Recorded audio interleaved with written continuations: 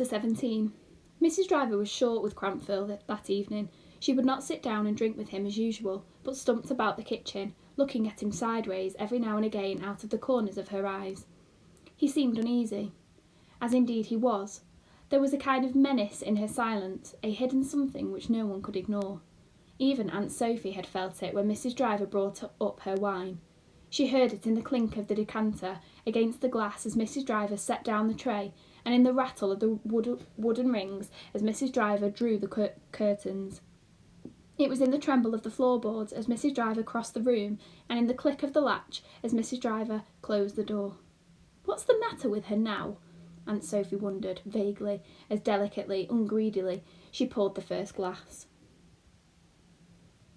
The boy had felt it too, from the way Mrs. Driver had stared at him as she sat hunched in the bath, and from the way she soaked the loofah, and the way she said, "And now?"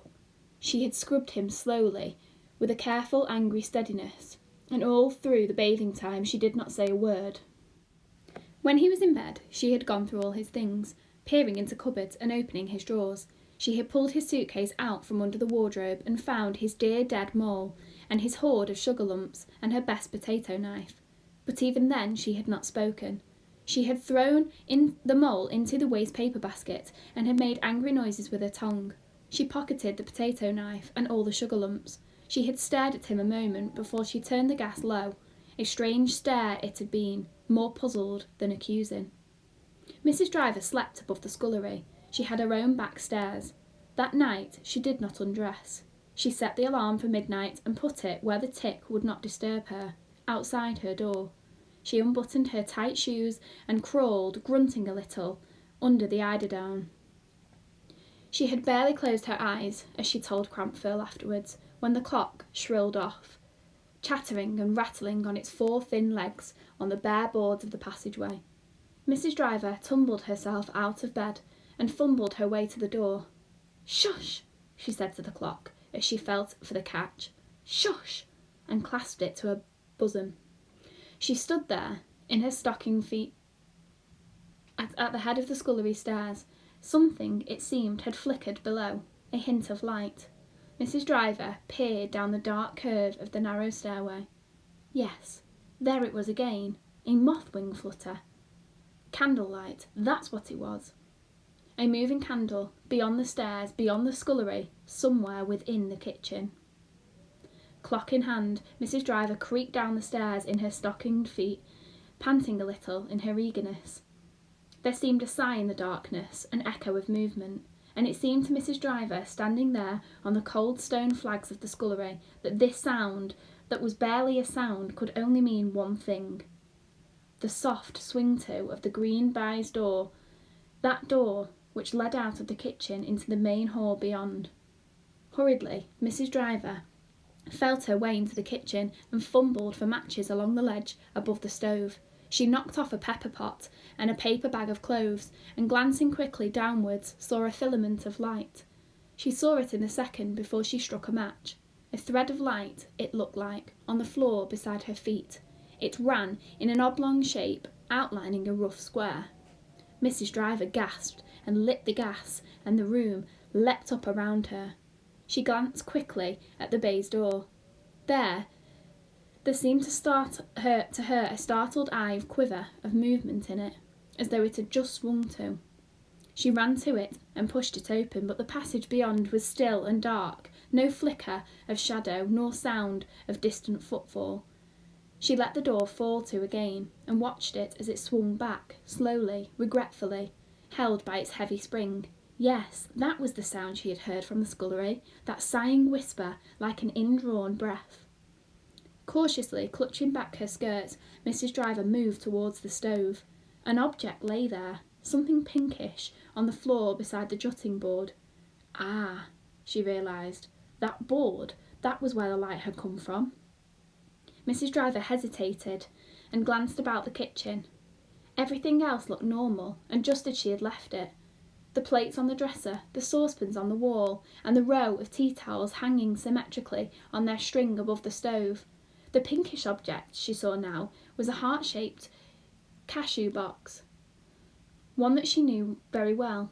from the glassed-in tray table beside the fireplace in the drawing room. She picked it up. It was enamel, and gold and set with tiny brilliants. "Well, she began, and stooping swiftly, in a sudden angry movement she wrenched back the piece of floor. And then she shrieked, loud and long. She saw a movement, a running, a scrambling, a fluttering. She heard a squeaking, a jabbering, and a grasping. Little people, they looked like, with hands and feet and mouths opening. That's what they looked like. But they couldn't be that, of course. Running here, there, and everywhere. "Oh! Oh! Oh!" she shrieked, and felt behind her for a chair.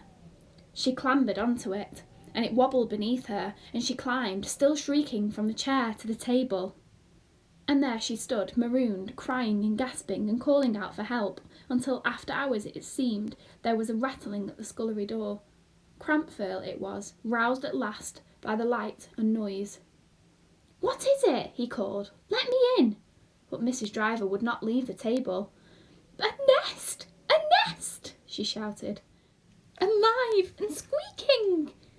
Crampfurl threw his weight against the door and burst open the lock. He staggered, slightly dazed, into the kitchen, his corduroy trousers pulled over his nightshirt. "Where?" he cried, his eyes wide beneath his tousled hair. "What sort of a nest?" Mrs. Driver, sobbing still with fright, pointed at the floor. Crampfurl walked over in his slow, deliberate way and stared down. He saw a hole in the floor, lined and cluttered with small objects.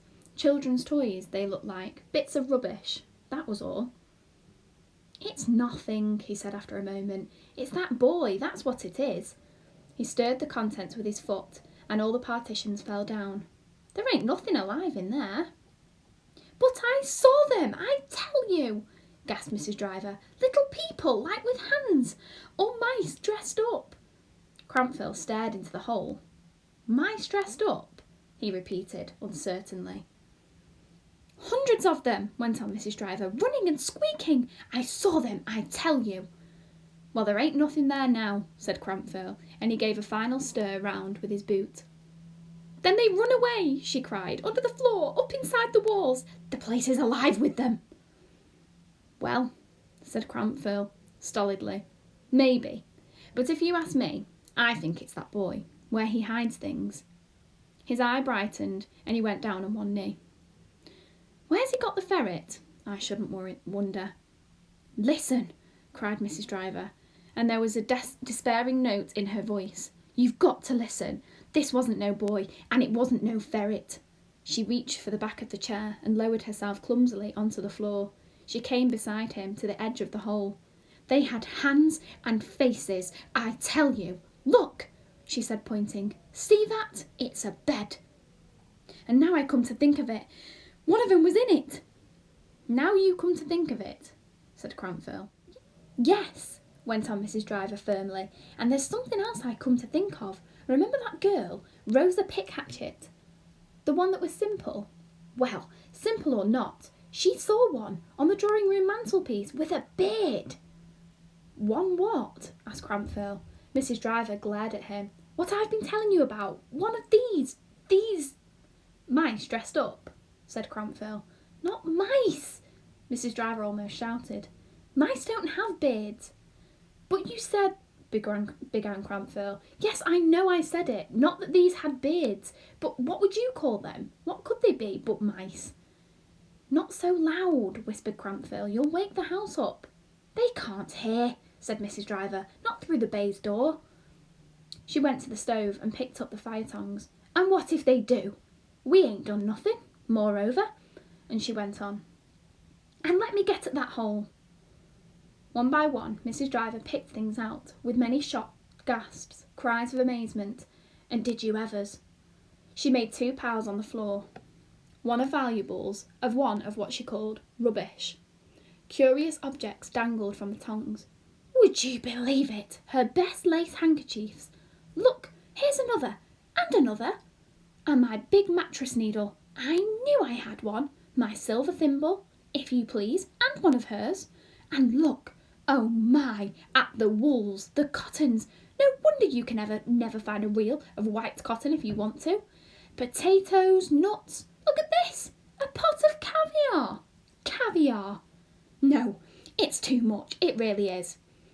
Dolls' chairs, tables, and look at this blotting paper. So that's where it goes. Oh my goodness gracious, she cried suddenly, her eyes staring. What's this? Mrs. Driver laid down the tongs and leaned over the hole, tentatively and fearfully, as though afraid by being stung. It's a watch. An emerald watch. Her watch. And she never missed it. Her voice rose. And it's going. Look, you can see by the kitchen clock. 12:25. Mrs. Driver sat down suddenly on a hard chair. Her eyes were staring and her face looked white and flabby, as though deflated. You know what this means, she said to Crampville. No, he said. The police, said Mrs. Driver. That's what this means.